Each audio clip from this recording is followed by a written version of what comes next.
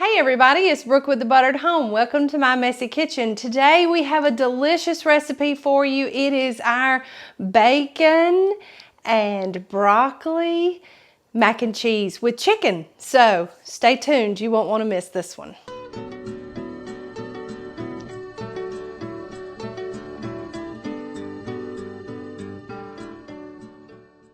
Okay, over here on my burner I have a large oven-safe skillet. And I've got 3 or 4 pieces of bacon here. We're just going to render the fat out of them. So I'm just going to kind of give them a rough chop and get them into the pan so that they can start to cook. And if you have a pair of kitchen shears, this is probably the best use for those. Okay, now that our bacon has cooked up nice and crispy, we're just going to remove it from the pan and let it drain on a paper towel. Now we've got all those nice bacon drippings, and what I have here is about 1.5 cups of chopped chicken, and I have just chopped them into cubes to about 1/2 inch to 1 inch thick, and I'm just going to sprinkle them with a little salt. And then they're going to go right in our pan, our hot pan with our bacon drippings.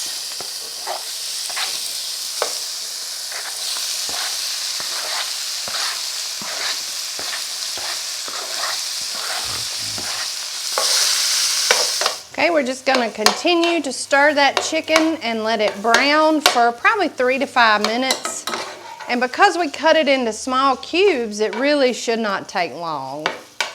And those bacon drippings really help to get that nice brown color. Now let's talk about what I have done ahead of time. So I have taken about 1.25 cups of macaroni and I have boiled it according to package directions.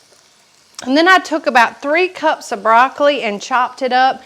And just about when my pasta was done cooking, I added the broccoli to my pasta water and let it cook for about 2 to 3 minutes just to get it nice and blanched. Now you see we've drained it and just set it aside so that it's ready to be added in with our chicken and broccoli mac and cheese with bacon. So we'll get these browned up and then we're going to continue to season it. So I have 1 tablespoon of fresh minced garlic that's going to go in with our chicken as it finishes up cooking. Oh, and that smells really, really good. Now we're going to add in just a shake of ground turmeric. This gives it nice color and warmth and good flavor. If you've never cooked with turmeric before, I suggest you do. And the color really helps because this is mac and cheese, right? You can also use finely ground mustard and get the same effect, but not near the flavor. And that was probably about 1/4 to 1/2 teaspoon of turmeric. And boy, it really smells good now that we've added that. Between the turmeric and the garlic. Woo-wee, goodness gracious. Now we're going to let that continue to cook just a few minutes for that chicken to finish browning up. Okay, we are back and we have finished our cook time on our chicken. Our bright yellow beautiful chicken is done all the way through, and I have taken some of the bigger pieces and just cut into them and made sure. You can also check them with an internal thermometer at this point. So what we're about to do now is we're about to mix up the thickening agents. Now I'm just going to just turn my heat down over here while we do this. And we're going to add in about 3/4 teaspoon of salt. We've got about 1 1/4 cups of half and half, 1 cup of chicken stock, and about 1/4 cup of all-purpose flour. We're making kind of a slurry here. And we're just going to give that a nice little whisk just to get that flour incorporated in.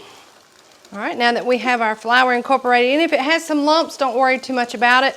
And we're just gonna pour that right in with our chicken and just give it a nice little stir with our whisk.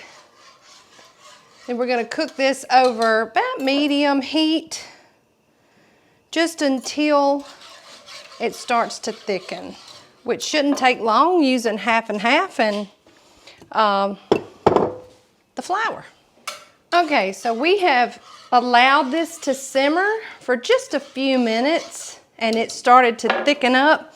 So at this point, I'm gonna add probably about 1/4 teaspoon of fresh ground pepper. It really goes nicely with the turmeric sauce. And get that mixed in, and you see how thick and luxurious this is. Oh, just wonderful. So now I'm gonna take our reserved broccoli and macaroni noodles. And this is why this is important, that you use a pretty large skillet that's also oven safe. I'm just gonna get that kind of folded in, and then we're gonna add in about 1/2 cup of sharp cheddar cheese. Don't worry, we'll add more. We want this cheese to go into the body of the macaroni and combine with that cream sauce that we made to give it that macaroni and cheese consistency that we love. All right, so now I'm putting my broiler on high, turning the heat off here. Let me move this down. And all that cheese is mixed in and has melted. And then we're just gonna spread this out as an even layer. Now we're gonna put about another 1/2 cup to a cup of cheese on the top, making sure we get those edges covered. Now cheese is a little bit like garlic, y'all. You gotta do this with your heart. So if you want a little more, add a little more. And then we take that bacon that we reserved, that we rendered all of the drippings out of, and we're just gonna sprinkle it right over the top. Pretty already, isn't it? Now this is gonna go under our broiler for just 2 or 3 minutes until that cheese melts and it gets nice and brown and bubbly on top. Then we'll come back, we'll scoop some out, and we'll take a bite after it cools, so stay with us. Okay, everybody, we're back. We finished about a 3 to 5 minute broil time under the broiler, just until that cheese got on nice and melty and sort of brown, and I can't wait for you to see it. Look at how gorgeous it just popped in, all these colors. The broccoli, not only is it good for you, but it also adds a just really beautiful color to our macaroni and cheese. So, you know me, I had to let some cool because it's really hot. Okay, so I want to get a little bit of all the things. I want that chicken and bacon and macaroni. Mmm. Mmm. Oh my gosh, that turmeric is just, it's almost sweet. The heavy cream and the turmeric and the garlic all work together with that flour slurry that we made to make a luxurious, creamy, beautiful sauce.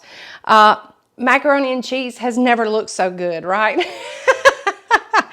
This recipe, like all of our others, can be found over at thebutteredhome.com. We would love it if you would give us a visit over there.